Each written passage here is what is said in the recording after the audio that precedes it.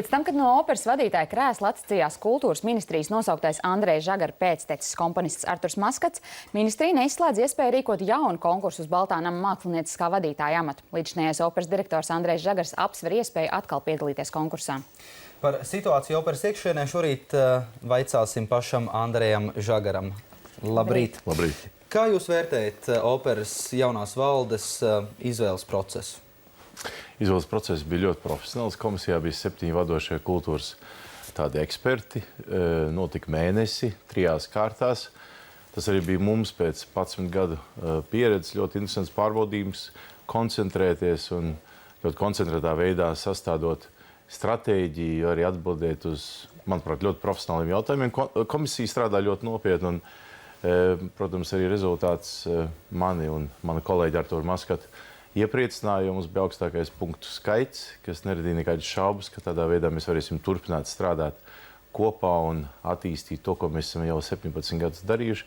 Un it sevišķi mums bija tas svarīgi, jo 14. gads ir kultūras galvaspilsētas gads Rīgai, tāds goda nosaukums, un mūsu programma ir ļoti intensīva, blīva, saistīta ar daudz ārzemju partneriem. Mums bija tāds svarīgi, ka šis gads ir tāda kulminācija kopēji varbūt mūsu visai karjerai. Tā kā mēs attiecamies pret konkursu nopietni un arī uzskatījām, ka konkursu komisija strādāja ļoti nopietni. Bet pirms kādu brīžu šeit bija kultūras ministrs šajā studijā, un viņi sacīja, ka Arturs Maskats ir pirms tam piekritis vadīt operu bez jums valdē, bet tagad tomēr atteicies. Tas ir absolūti meli, jo, diemžēl, Arturam Maskatam nebija pat iespējas satikties ar valdi. Maskats satikās tikai ar ministri, tā kā viņam nebija nekāda konfrontācija par to, ka viņš ir uzvarējis konkursā. Viņš uzzināja no TV panorāmas ziņām, kas notika piekdien. Un, tā kā Maskats pats to var apliecināt, protams, bet man ļoti dīvaini šī ministra apgalvojuma, kas neatbilst patiesībai. Un, pēc komisijas lēmuma nebija tikšanās ar uzvarētājiem. Man nebija arī tikšanās ar komisiju pēc viņa lēmuma. Es uzzināju, principā, šo ziņu arī no panorāmas un no ministra telefona sarunas. Ministrs kundze teica, ka tieši jums un jūsu personībā ir pārāk liela ietekmes personībām operā. Varbūt jūs ietekmējāt Maskata kungu? Es nekādā veidā neietekmēju. Arturs ir komponists un Arturam ir jāpabeidz opera Valentīna, kas 14. gadā ir viena no arī kulminācijām.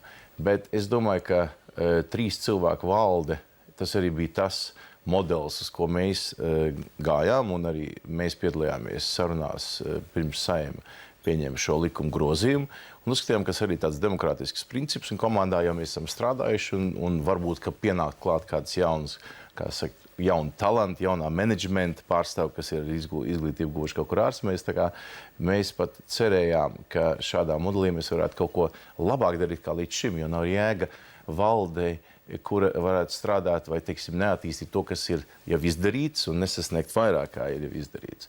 Tā kā, es domāju, arī ir absurdi, ka gadā, kad opera beidz ar peļņu savu darbību, kad ir pilns zāles, augstākie pārdošanas procenti, ir lielākie mākslinieckie panākumi Nībula un Gredzena, Vāgnera opera, ir viesizrādes bijušas Omānā, Maskavā, dosimies uz Makao, vēlāk uz Hongkongu, strādājam pie projekta Japānā. Ir diezgan dīvaini veikt tādas radikālas pārmaiņas, ja process un rādītāji ir labi. Kādēļ jums ar ministri tās attiecības ir tādas saspīlētas? Es domāju, to jau pierādīja ministri, kas stājās amatā, un ka bija pirmais konkurss, kad bija 11 cilvēku komisija, un es biju vienīgais pretendents, un arī 3 kārtās, un man izvirzīja uz šo amatu atkārtoti pirms kāda laika. Tad ministri arī nepagarināja uz 3 gadiem. No sākuma vispār neapstiprināja manu kandidatūru, tad apstiprināja tikai uz gadu, ne uz 3, tad mainīja likumu. Likumu izmaiņu rezultātā tad valde palielināja līdz 3 cilvēkiem. Un pašlaik atkal pēc konkursa, kurā es uzvarēju, man jādomā, ka šeit ir ļoti dīvaini kaut kāda personiska varbūt iemesli vai antipātijas vai kā citi, jo pārmetumu par to, ka es atrodos ārzemēs, un tas ir viens no darba pienākumiem. Ja es neatrastos ārzemēs, tad arī opera neatrastos ārzemēs. Bet jūs vienmēr tur braucat darba darīšanās? Nē, visus braucienus kā amatpersonai man, tā kā ministri man darba devēji, es saskaņoju ar ministriju. Es nekad nedodos uz ārzemēm bez ministras atļaus pirmkārt. Otrkārt, es dodos bezalgas atvaļinājumā strādāt ārzemēs kā režisors, arī tādā veidā varbūt pat atbrīvojot budžetu no administratīvās, teiksim, algas un slodzes, tādā gadā nesaņemot atlīdzību. Un tas nav nekāds noslēpums, ka es esmu arī režisors un strādāju ārzemēs. Svarīgākais ir kāda rezultāta un ilgtermiņa plānošana. Un operā ir ilgtermiņa plānošana, mūsu repertuārs 3 gadus uz priekšu ir saplānots. Kultūras ministri minēja, ka viens no pārmetumiem jums ir tas, ka jūs ļoti ilgu laiku, pusotru gadu, neesat ticies ar arotbiedrībām. Vai tā ir taisnība? Ar arotbiedrībām mēs komunicējam dažādā veidā. Ir personāldaļas vadītāji, kādreiz komunicē mani direktori, kādreiz es komunicēju personiski. Es komunicēju, tad, kad ir konflikts nobilis tādam līmenim, kad jāiejaucās ir pirmam vadītājam. Un komandas spēks ir tas, ka bieži vien varbūt nevajag konfrontēties ar to arotbiedrības vadītāju, kuram ir aktīva nostāja, negācija pret mani konkrēti un sarunu pārvērš konfliktā. Mums jau ir svarīgi atrisināt šos konfliktus. Ir bijuši periodi, kad mēs atrisinām tos ļoti viegli, bijuši periodi, kad viņi ir sakarsuši. Pagājušajā gadā bija streika pieteikums, kuru tiesa atzina par nelikumīgu, kas, protams, arī ļoti nokaitināja arotbiedrību. Jo tiesa atzina, ka nākamais gadījums, kad atkal gribēja izjaukt Niblu un Gredzenu, kas bija mans lielākais tāds sapnis un projekts, un es domāju arī priekš operas, tad arotbiedrība draudēja ar donoru asiņu nodošanu, un arī jurists paskaidroja, ka šajā gadījumā tiks darīt ļoti liela finansiāli, zaudējumi operai, un ka tie varētu būt arī jāatlīdzina arotbiedrības biedriem. Arotbiedrība pārdomāja šo neiedzīgo soli un atcēla šo akciju. Tā kā, katram vadītājam, protams, jākomunicē ar arotbiedrību, un katram ir spējas un kā komunicēt. Un es esmu uzticējis bieži komunikāciju ar arotbiedrību saviem vietniekiem, kas to dara arī ļoti labi. Jums pārmet ļoti daudz arī tieši finanšu situāciju operā, un ka iepriekšējos gados ir bijis valstī jāsadz nodokļu parādi. Kāda šobrīd ir finanšu situācija? Kā šis gads beigsies operā? Šie pārmetumi sākās ministras darbu, un ministra, pamatojoties šiem pārmetumiem, ka finanšu darbs ir slikti kontrolēts, atbrīvoja no darba valsts sekretārs Zvirgzniņa. Un pēc šī apvainojuma arī sekoja finanšu pārbaude. Ernst & Young audita kompānija veica pārbaudi, funkciju un finanšu auditu, kur rezultātā mums salīdzināja 17 operateātriem. Un šis rezultāts mums bija tik labvēlīgs, ka mēs varējām izstrādāt 3, kurš pierādīja, ka finanšu līdzekļu kritiski trūkst operas 10 funkciju nodrošināšanai, jo operai bija jāveic 10 funkcijas, ko paredz likums par Nacionālo operu.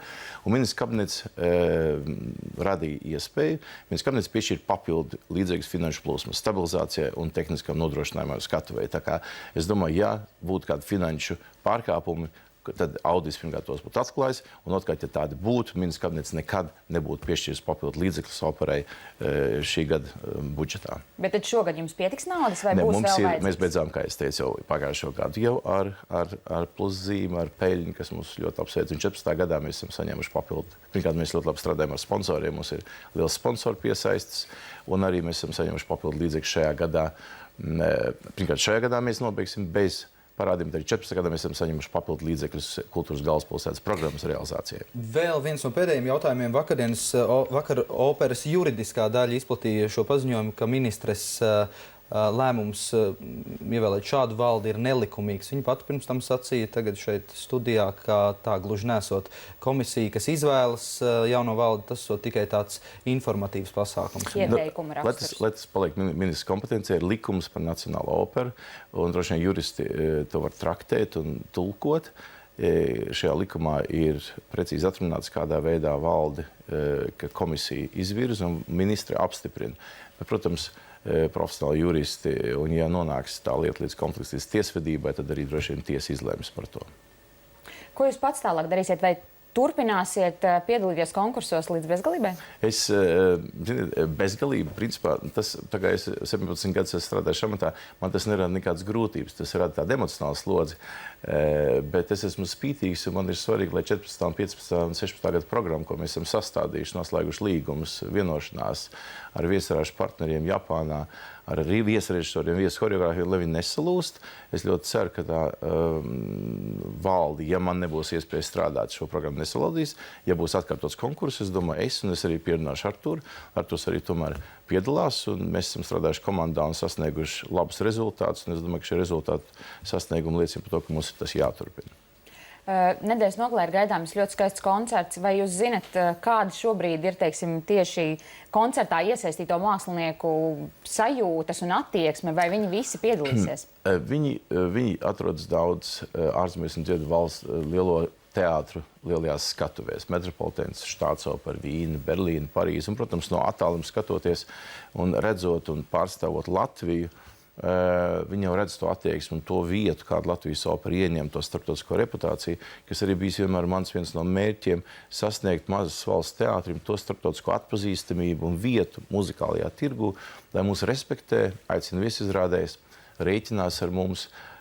Un es domāju, ka viņiem tas ir sāpīgi, ka tas process varētu būt salauzts un tās bažas. Viņi piedalīsies, es domāju, es mēģināšu pārliecināt visus, lai netiek nekāds protests. Un es domāju, ka skatītājs nav vainīgs, ja ministrei ir neapmierinātība pret kādu vadītāju. 150 gadu tā bija mana ideja, es pamanīju to, ka 29. augustā 63. gadā opera ir atklāta. Un mēs tā ilgi esam lolojuši to koncertu. Viņam būs 3 daļas, būs baleta daļa, būs operas daļas un 5 no mūsu izciliem solistiem, kas ir pasaulē, būs. Tā kā es domāju, skatītājiem nav jācieš. Un es domāju, ka nekāda politiska manifestācija arī nebūs šajā koncertā. Paldies jums liels! Liels paldies jums par interviju šajā rītā. Mūsu studijā bija Andrejs Žagars, vēl pašreizējais Nacionālās operas direktors, bet turpinām arī ar kultūru.